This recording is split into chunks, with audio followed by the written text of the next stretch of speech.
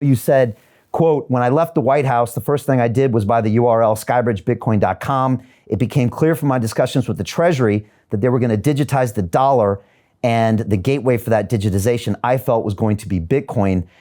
Anthony, maybe you can tell me about this journey of yours, because as usual, you were first on this, especially in your kind of space. And I know you probably lost some investors by going in. Talk to me about your journey with Bitcoin. Definitely lost some investors while going in. A lot of, the acronym FUD, fear, uncertainty, and doubt, but there's also fuddy-duddies, Brian. And so we have a lot of older fuddy-duddies that don't like Bitcoin, or they follow Warren Buffett around. And of course, Mr. Buffett said it was rat poison squared. But you are bringing up my departure from the White House, my unceremonious and brief stay there. But I did learn a lot. And remember, people don't remember this. I was the chief strategy officer at the XM Bank for a period of time as well, prior to joining the White House as comms director. And there, it became very clear to me that the yuan is digitizing, the Chinese currency, and the United States will need to digitize its currency. The question is when. I don't think it's an if question. I think it's a when question. And by the way, there's a lot of value to the United States doing that.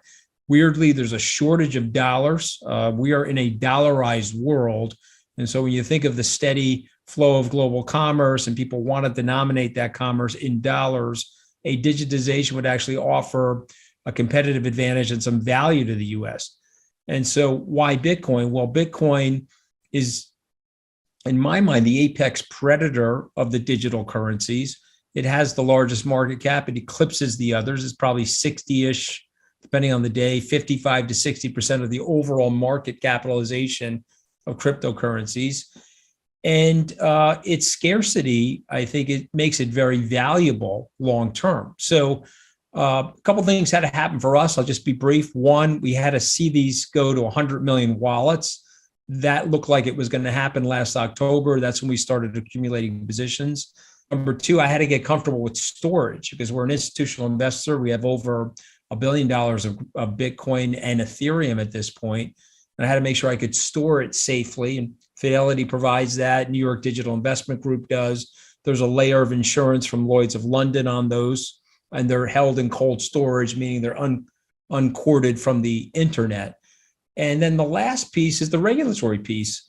And I think I have a good nose for this. I hope I'm right. Gary Gensler is indicating, he taught a course at MIT on Bitcoin and other cryptocurrencies, and he's indicating that he recognizes the value.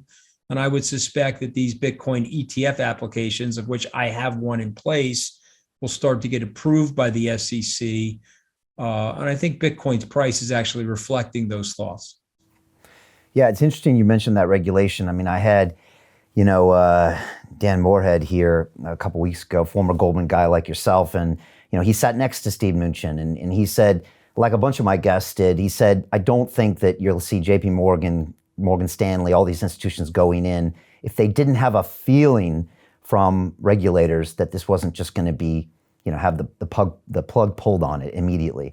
So most people feel pretty comfortable. Do you feel that same way, as if regulation isn't going to stop you dead in the tracks or stop this market dead in the tracks?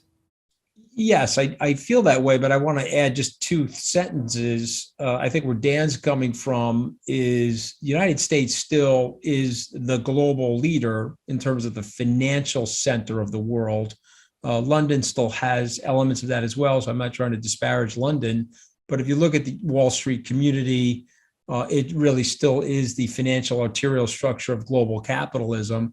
I don't think the United States, from a regulatory perspective, wants to cede that. They may not like Bitcoin. They may not like what's going on in the world of decentralized finance. But you saw in the infrastructure bill 6 or so weeks ago where the senators don't really understand what's going on, but they could feel the lobbying pressure from Bitcoiners and other crypto people.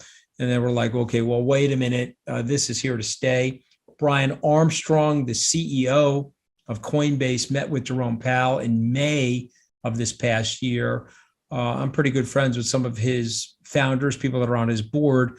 I think the resonating message was, listen, don't cede this to Singapore or Hong Kong or London or Malta.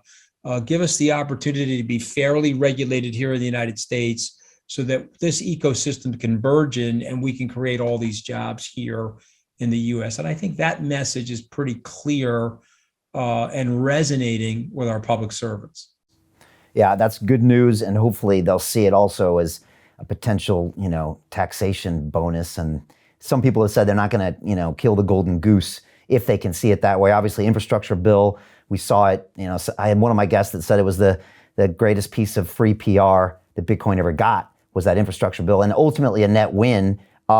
Just to finish off with regulation, how did you see that bill and what's happening on that? Well, it's interesting because Elizabeth Warren was railing on Bitcoin, fairly nasty about Bitcoin, rebuking it.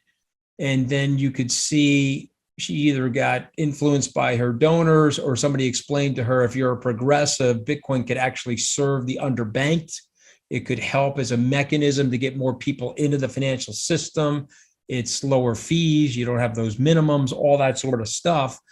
And so lo and behold, even the people that thought that they were against Bitcoin, once they understood it, I think they got more in the middle of the road as it relates to regulation. And so my attitude, the narrative coming out of that infrastructure bill is they're going to treat this like they did the junk bond market. You and I are old enough to remember the inception of the junk bond market and the uncertainty from the regulatory perspective of what they were going to do with the junk bond market. They ultimately accepted it and embraced it as part of the financial systems architecture. And I think that was the message you were getting post-infrastructure bill, that Bitcoin's here to stay. And you said it better than me, follow the money. These guys are going to tax it, and they're going to drive major benefit from that as well.